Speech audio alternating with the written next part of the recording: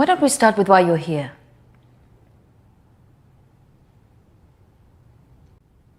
Oh, I'm sorry, Dominique, I'm not here to be a patient. I just wanted to ask you a few questions. I call the people who come to see me, Christina, clients. Patients sound as if you're not getting out of here.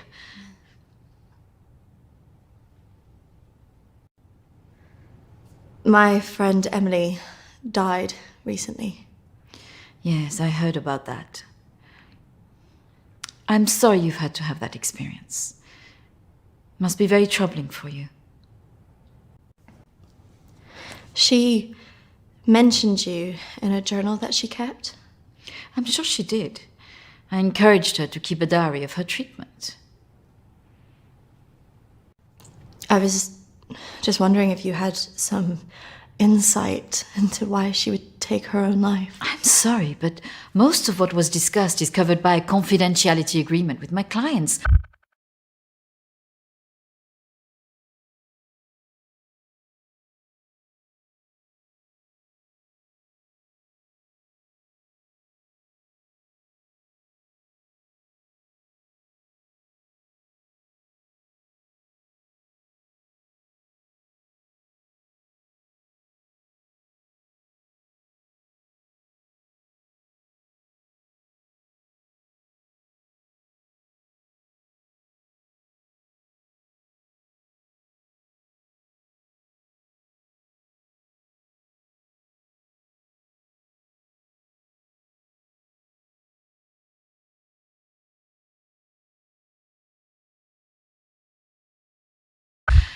I really can't help you with that. Maybe it would be better if we talk about your feelings about this. You could tell me what's troubling you?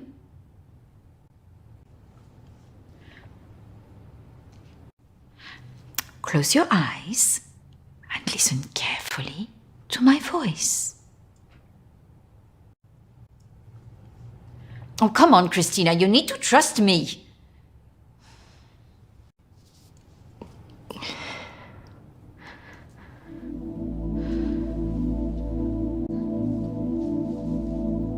I want you to go to your deeper place, way down inside of you.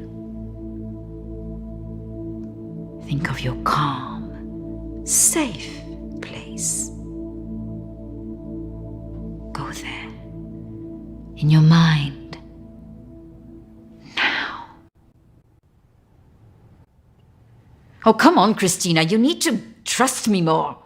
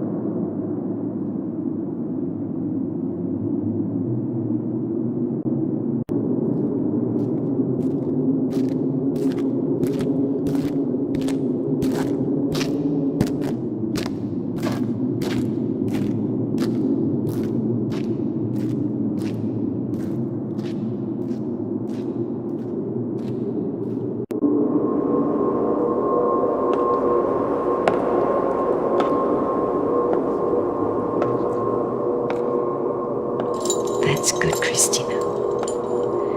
The higher you go up the steps, the deeper you go into yourself.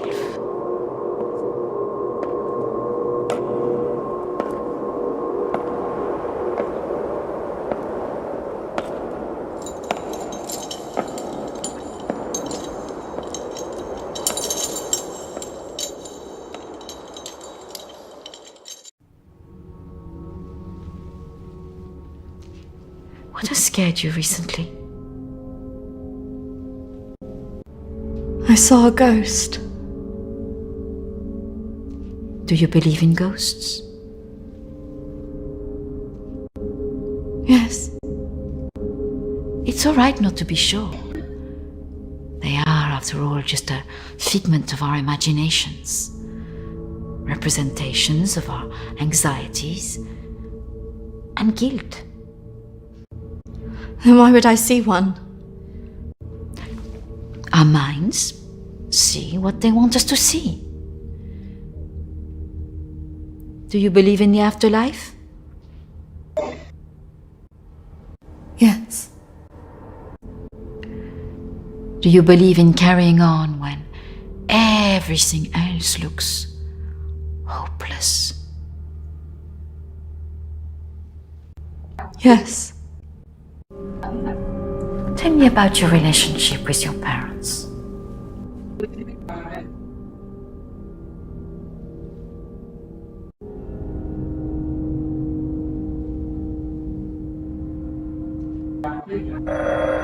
Oh, I'm sorry, I'm going to have to get that. It's a prearranged call from one of my clients. Please, wait here. I shouldn't be long.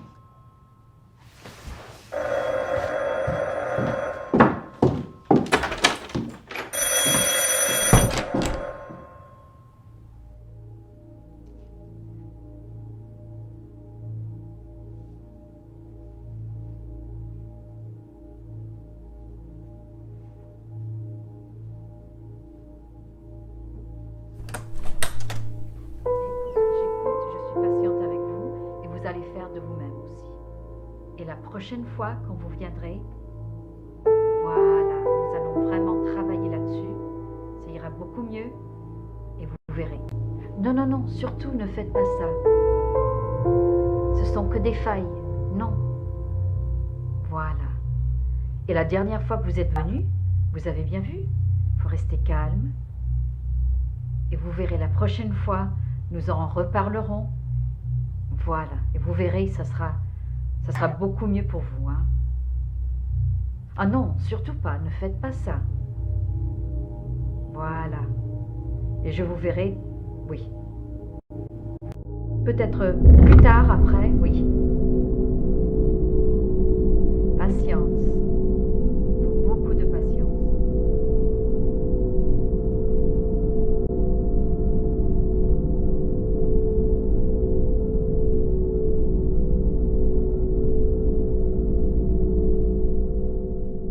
Christina, over here.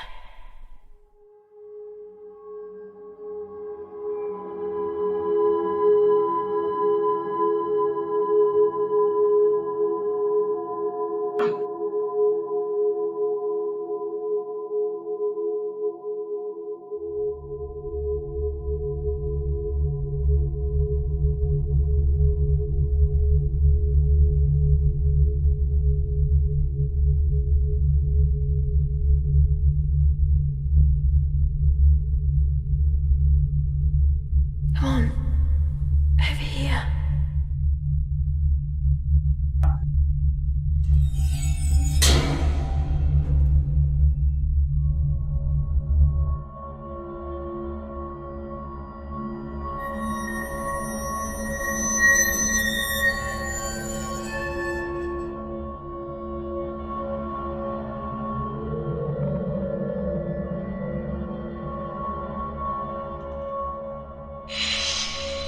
Over here, Christina.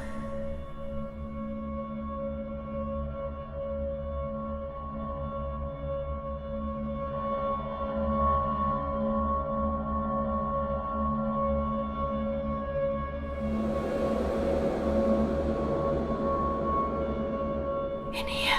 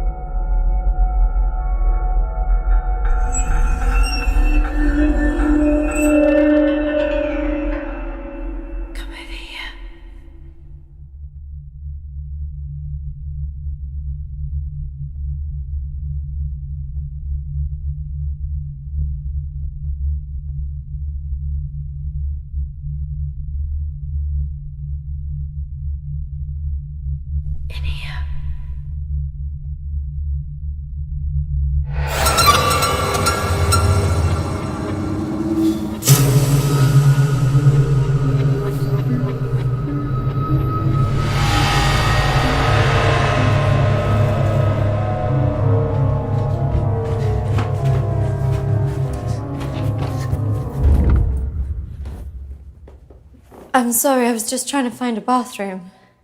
Of course. I should have shown you where it was.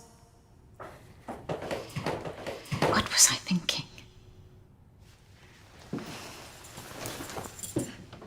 Thank you.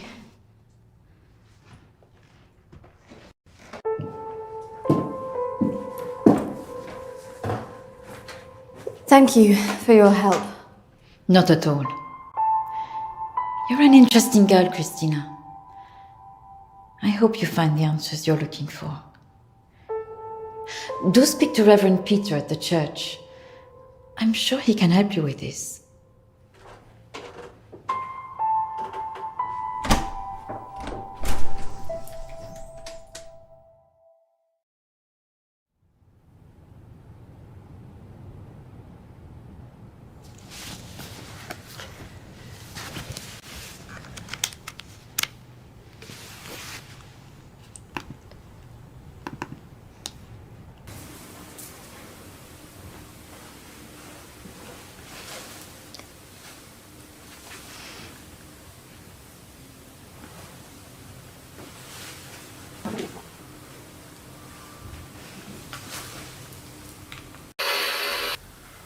I understand that, of course. But can you explain to me why you think a dead person is talking to you? It doesn't talk to me. She puts thoughts in my mind. How is this affecting you? I feel her here every day, especially at night. As though I'm always being watched. What she used to say was comforting. But now it's things that frighten me. I'm concerned that this imaginary friend is affecting your emotions so much. Imaginary. She is as real as you are. Please, keep talking to me, Emily. It's important you explain this. I can't. Why not? Because he's right there, standing behind you.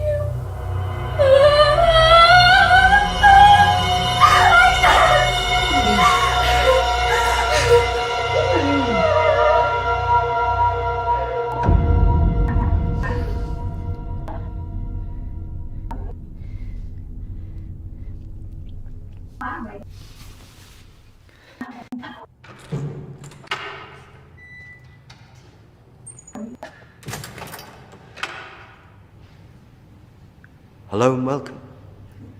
Reverend Peter. Peter, please. It's Christina, isn't it? How can I be of help? There are a few things I wanted to ask you. Well, after a bereavement, people often want answers.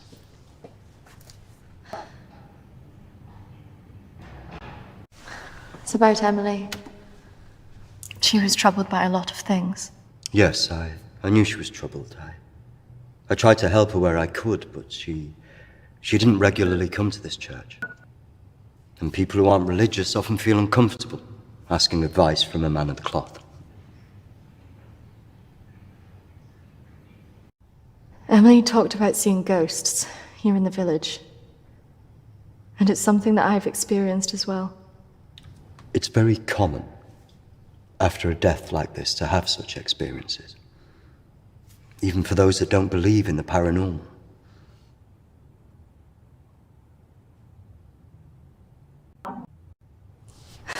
I thought that too, but this is something different. Maybe it has something to do with the story of Agnes. Agnes. It's a local legend. Dates back to the 18th century. She was a maid who worked in the Lord's estate. Her parents brought her over from Sweden when they came to work here. The story goes that she had an affair with the Lord. When she fell pregnant, he was He was horrified that she wanted to legitimize the relationship. It was all very different back then, of course.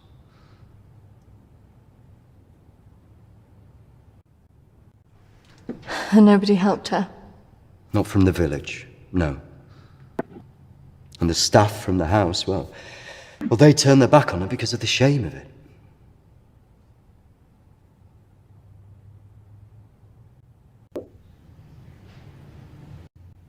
Out of options and without any hope, she threw herself into the lake on the Lord's estate, drowned herself and the unborn child.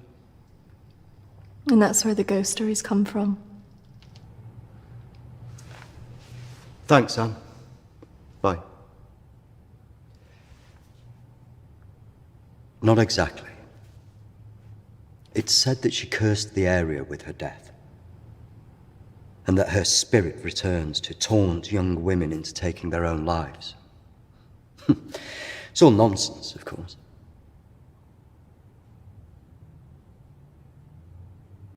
But there are more suicides here than normal.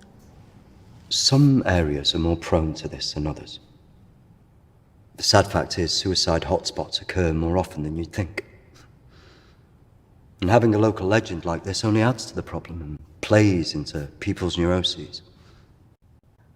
Doesn't help that Alexander keeps talking about it. He's the Lord's descendant.